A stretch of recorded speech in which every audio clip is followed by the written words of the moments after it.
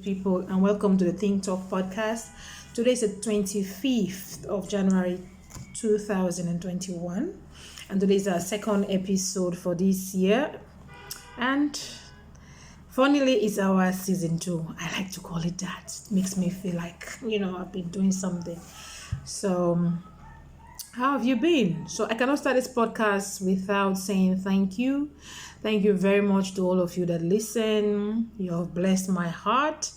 And especially today, I want to send a really big thank you to Rahima Vandi Cabo that we did the side hustle episode.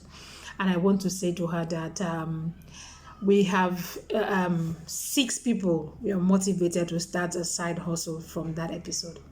So you see, these small things, they have so much impact on people. So I'm grateful. Thank you, Raima, for that. It was a good one, and I know it had a lot of impact on people that listen. Thank you so much. So today I want to send a shout out to one of my, I don't know how to call her. She is my pastor, but she's young. So she's my sister, she's my friend.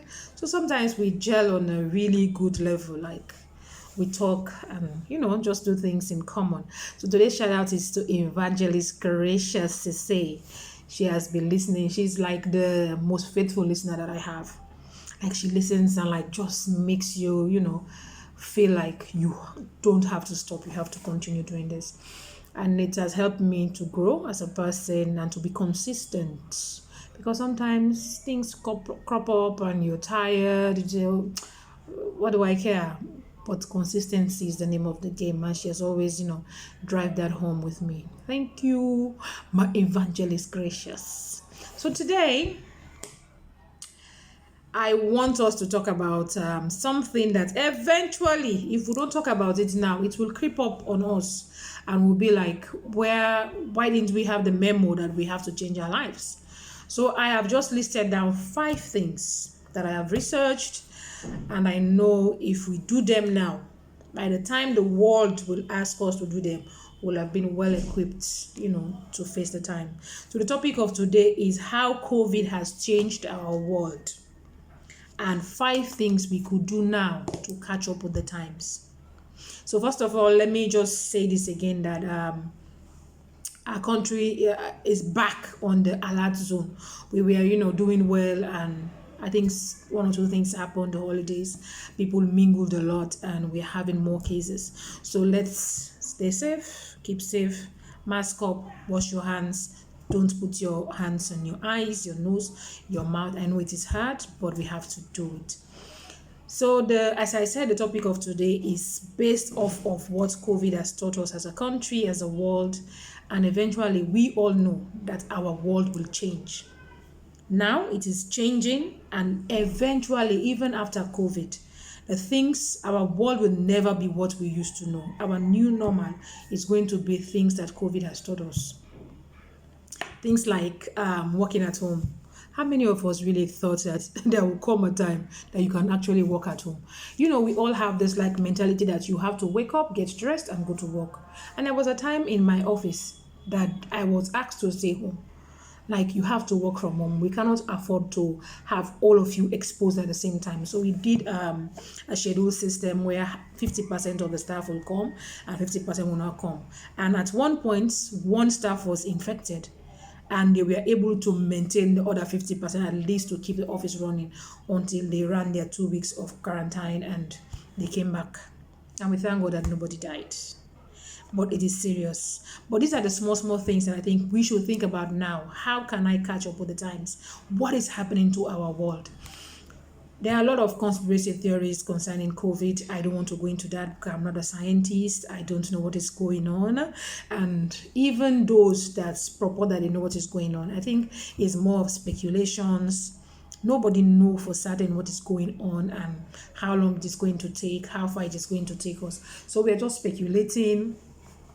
And sometimes I think fear is clouding people's judgment, and instead of them accepting the reality of what it is, they try to like say, oh, no, it's not happening. It is not a pandemic. It is a false pandemic. Whatever the case may be, people are dying. That is the bottom line. People are getting sick. People are dying. That's the bottom line. Let's look at it from that point of view. Whether it is fake, whether it is not fake, the fact that people are dying, I think as our humanity should kick in to say, people are not supposed to be dying the way they are dying now. One of my cousins is in California, and he was telling me that 756 people died between 6 a.m. to 5 p.m. That's crazy. That's a lot of people. So let's don't take it lightly. However, because of this pandemic and because of the things it is getting us to, acclimatize ourselves or, move away from the normality of what we used to know life to be, our lives are going to change. Whether you like it or not, our lives are going to change. So I'm going to give you 5 things you need to do now to catch up with the times. You don't have to, let's don't look at this issue as if it is an issue of it is not a pandemic, it is not this. But the fact that it is happening, people are dying, our lives are changing, people are asked to stay home, people are this, people are that. Keep up with the times. Make yourself valuable. Improve yourself so that when the time comes and we think that, we don't even need office spaces, let's just work from home, you will still be relevant. So the number one thing I want to talk about is that all of us, let's get on board. Invest in technology. Invest in technology via buying technology and teaching or learning what technology is. Our world has changed. So what is technology? What is the internet? What is ICT? It is a safe space that has been created, that the world has become a global village. Call it what you want to call it. The fact that now we will say that I am seated here and I'm making a video for you to see wherever you might be right now, it means it is something that is practical. It is something that is workable. It is something that you too can invest in. So don't say, it is a necessity. Let's not look at it as luxury anymore. Technology is no longer luxury. It is a necessity. So some of the things you should do is, if you can afford it, get yourself a smartphone. It is a necessity. You need it. Get yourself a smartphone. Teach yourself how to use a smartphone. Teach yourself how to be on the internet. Teach yourself how to walk around simple programs on the internet, Excel, word processor, publisher. Teach yourself these things. And you might want to say, I don't have money to teach myself. Believe it or not, everything I know about computers, about my phone, about the internet, about technology, I learned from YouTube. I have never attended an ICT class. Not once in my life. I learned all of these things on YouTube. So maybe you're somebody that is spending money frivolously on things that are not important to you. Invest on this. In a very few minutes, I am going to tell you why it is important that you invest on this. One of the reasons that you should invest on this issue is that the world is going to be a digital world. We are all going to carry ourselves to the digital world. There will come a time that what you know, it is not what you know practically, what you know traditionally. I have a degree, I have a this, I have a that. It's not going to be relevant than what you know when it comes to technology. Somebody that has 10 degrees that cannot sign in into his or her email, that cannot write a good proposal, make an attachment, send a file, put a file in a Ziploc, blah, blah, blah, whatever the technology has created for us, will never stand a chance with somebody that has a first degree and can do all of those things. So your 2-3 degrees are going to be useless if you don't back them up with knowledge, with technology. So pick yourself up now. Doesn't matter where you are. Pick yourself up. Get along with the time. Empower your children also.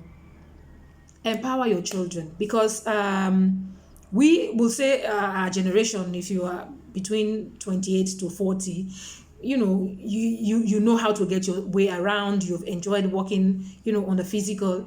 But there will come a time that our lives will be virtual lives.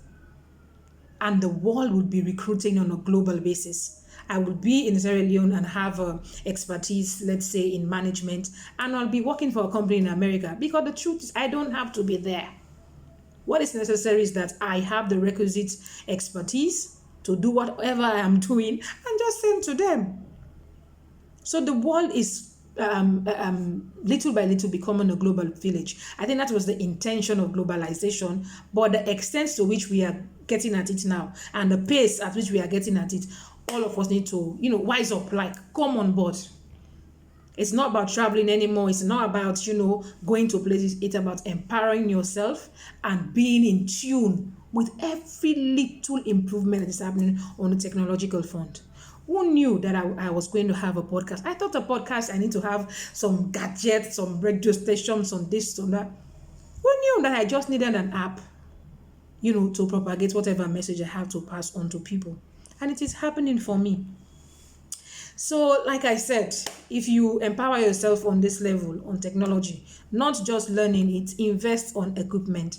If you think a computer will help you learn, please invest on a computer.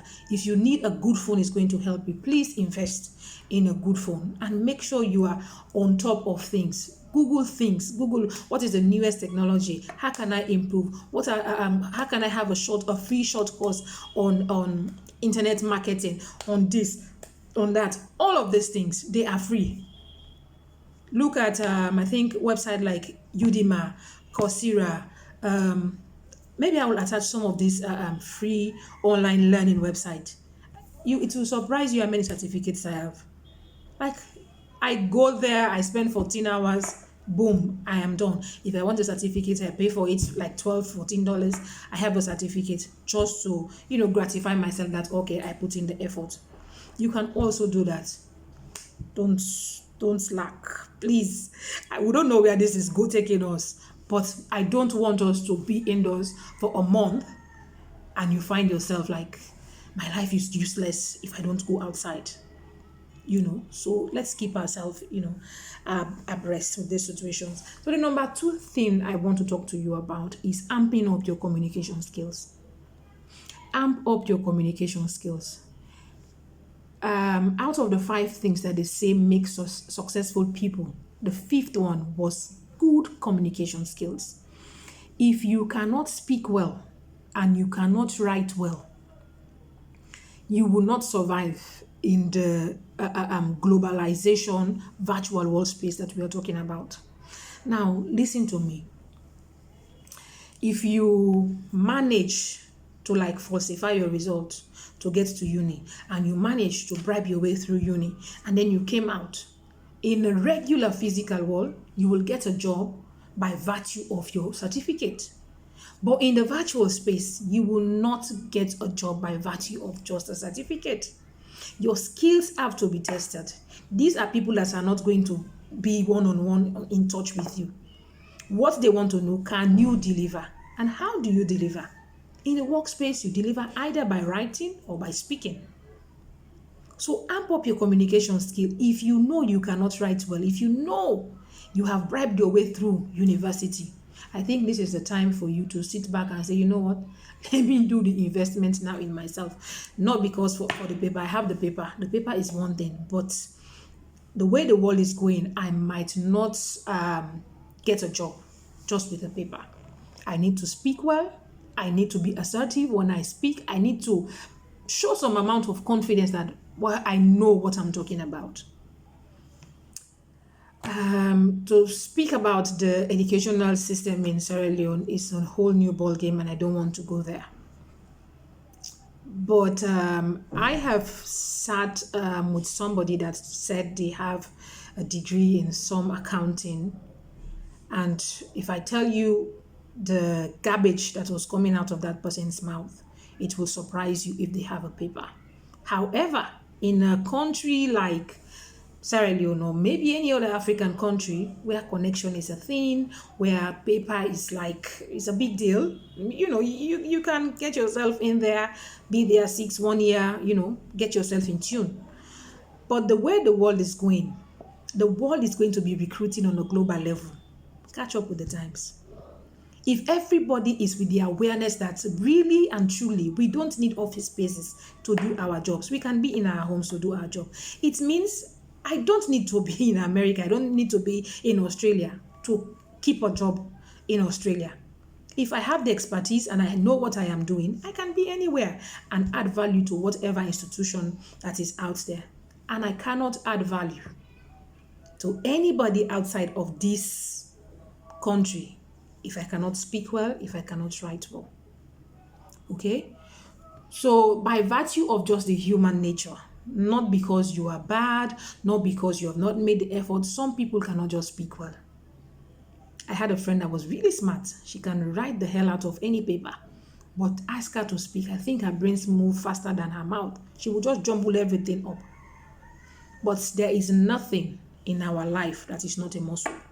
You need to train it and it will, serve you eventually. So if you cannot speak well, it is time for you to start to practice. If you have a phone, practice with yourself. Do short videos with yourself. Speak. Ask somebody, how do you think I did? Try to corroborate your tenses. Don't be ashamed to talk. Don't be ashamed to write. Write. When I go to Facebook, I have a friend that always corrects people on Facebook. She does it, I think it's just something that irritates her. So she does it all the time. Don't say that. You cannot spell like this. But there are some people that used to say, you guys like to study. You study or you don't study, all of us have a degree. And now social media is here and all of us want to post on Facebook. And sometimes people post on Facebook, you want to cry. You would start to think, which college did this person go to? But maybe that will slide on a social, kind of standing. But if we are not on a social standing, you are on a professional standing, do you think that will slide? Nobody wants somebody that cannot communicate well. So if you have invested on technology, you are savvy with it, you know how to use it to get you what you want, invest on communication. We need to speak well, we need to write well. That is important. So the third point is learn from an international standpoint. So a lot of times we just learn from, we say, okay, let's learn law from the Sierra Leone perspective. Let's learn, whatever career, we also learn it in the confines of our country. Okay? Because I don't know where the world is going. It is my zeal. I have the zeal to do it for myself, and I am also employing you to keep your minds away from domesticating knowledge and try to expand your mind. Try to learn everything from an international point of view. Okay? If you are, let's say you are a carpenter or something, or I don't know what example I should give. Don't limit yourself just to the circumstances of Sierra Leone. Okay, if you think that, okay, I'm an electrician and I've been working with the EU system of electrifying, start to open your brain to trying to do things with the US system of electrifying. I don't know if you get what I mean. Educational wise, if you are, for example, a tax expert, don't just limit yourself to the taxes of this country. If you're to read something on the internet, if you're to take a free course, try to open your brain to be on an international scale. Another way that I think we could do this is to take courses. Like I said, courses are free. Courses are free online. And this year alone, the number of scholarships that are out, and guess what? Most of them are for online degrees, online masters from reputable universities. All you need to do is to, first of all, invest in technology. You cannot do this without technology. You need to invest in technology. If you are to take an online master's course, an online degree course, you need a computer to do that. So invest in that and take these courses. And when you take these courses, usually they have electives. And if you're taking an elective, take one that has to do with international perspective, either international relation, international taxation, whatever it is. If it is international, go in for at least one module that opens your mind to something else. Okay, that is the third point. I don't want this video to be longer than 20 minutes. So let's just go to the fourth point. I know you get it. So the fourth point for me is to learn to volunteer. I have said all of this, and a lot of people will be like, oh, but I don't have the requisite experience. Experience is not bought, experience is earned. You cannot just sit back and say, okay, I have all these papers, they'll speak for me. The papers are good, whatever, the technology is good, but the putting your hand on work and delivering on that work, it's what brings about growth in you. So you may have all the knowledge in the world. If you have never had the opportunity to use it as against an objective, so that there is a measure to what you know, you will never know that you have grown, and you will never actually see the change in you, or you will never manifest what you have actually learned. So I know there are limited jobs, and because of the COVID also, there is also nobody's recruiting, because at the end of the day, there is no money, there are no new economic activities, so everybody's like confined in a space. But volunteer in a paper.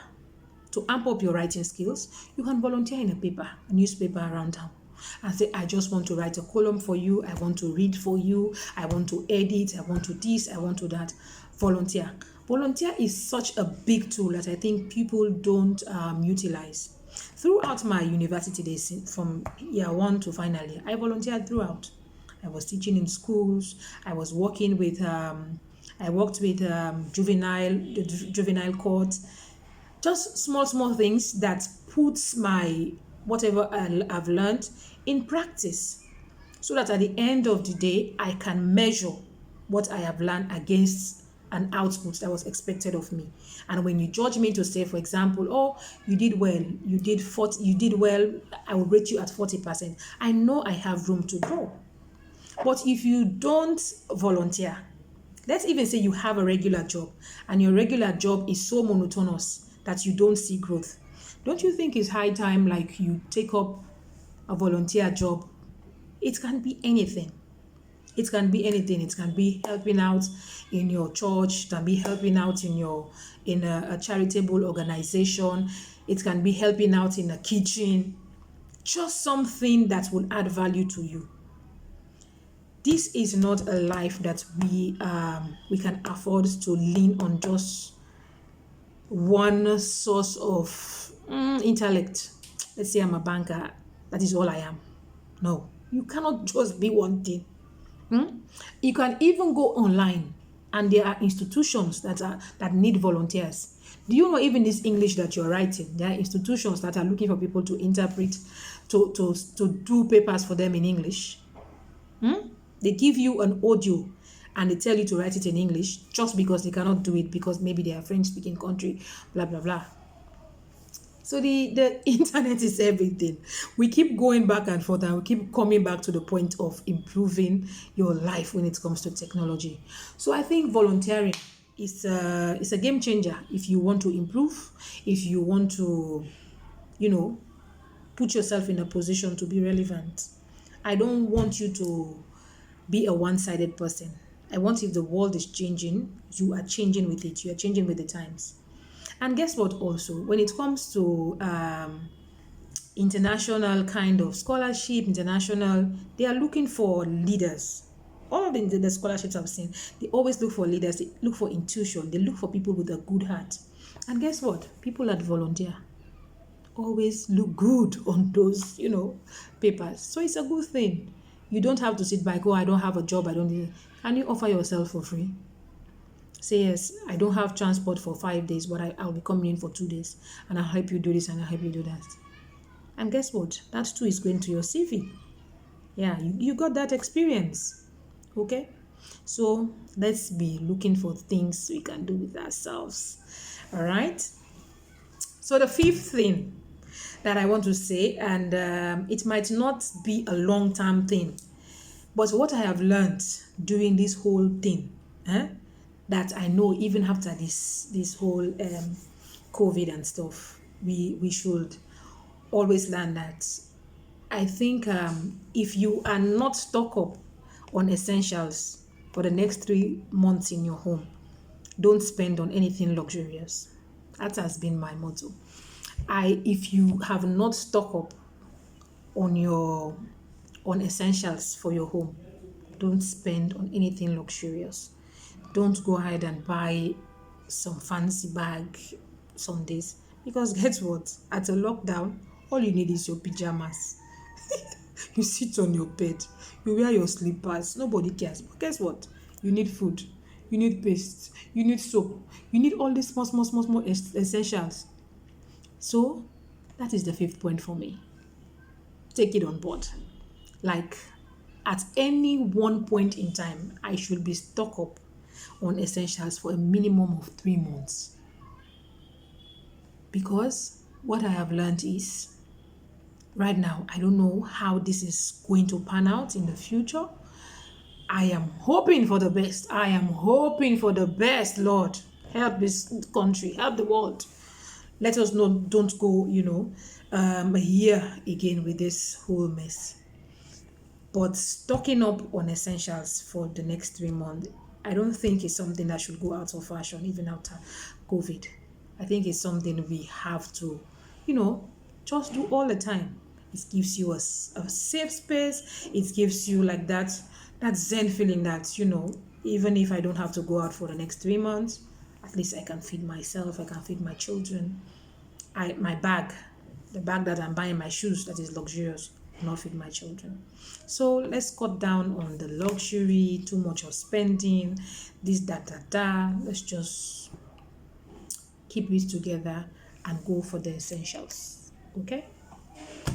I hope these 5 tips help us and we implement them. As always, I am your host, Beatrice. Thank you so much for listening.